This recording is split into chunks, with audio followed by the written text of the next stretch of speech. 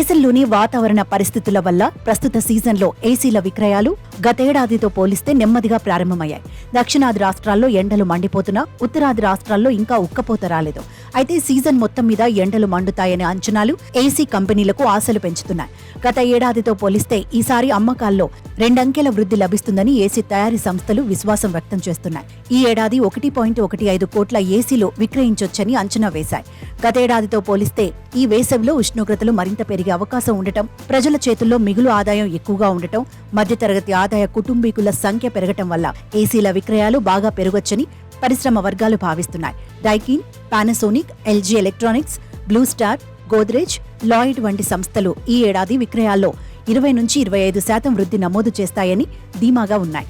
తృతీయ శ్రేణి పట్టణాలు, చిన్న ప్రాంతాల నుంచి ఏసీలకు గణనీయంగా గిరాకీ లభిస్తుందని భావిస్తున్నాయి. విద్యుత్తును ఆదా చేసే 5 స్టార్ రేటింగ్, ఇన్వర్టర్ సాంకేతికత కలిగిన మోడళ్లకు మెట్రో నగరాలు, ఇతర పెద్ద మార్కెట్ల నుంచి గిరాకీ ఎక్కువగా ఉండగా, పట్టణ శివార్లు, గ్రామీణ విపణుల నుంచి అందుబాటు ధరల్లో లభించే 3 స్టార్ ఏసీలకు ఆదరణ బాగున్నట్లు తెలుస్తోంది. ఈసారి బెంగళూరులో ఉష్ణోగ్రతలు పెరగటం వల్ల అక్కడ ఏసీల విక్రయాలు అధికమవుతున్నాయి. ఏసీ కొనుగోలు చేసేటప్పుడు ముఖ్యంగా రేటింగ్ చూడాలి. 5 స్టార్ రేటింగ్ ఉన్నవి తక్కువ విద్యుత్తును వినియోగిస్తాయి. నిత్యం ఏసీని ఉపయోగించేవారు ఇన్వర్టర్తో కూడిన ఏసీ తీసుకుంటే మంచిదే. కేవలం వేసవిలో మాత్రమే రోజుకు 3-4 గంటలు ఉపయోగించేవారు నాన్ ఇన్వర్టర్ ఏసీ కూడా కొనుక్కోవచ్చు. ఏసీతో పాటు తప్పకుండా స్టెబిలైజర్ కొనుగోలు చేయాలి. వోల్టేజ్ హెచ్చుతగ్గుల వల్ల పాడైతే వారంటీ ఉండదనే విషయం గుర్తుపెట్టుకోవాలి. చాలా కంపెనీలు స్మార్ట్ ఏసీలను మార్కెట్లోకి తీసుకొచ్చాయి.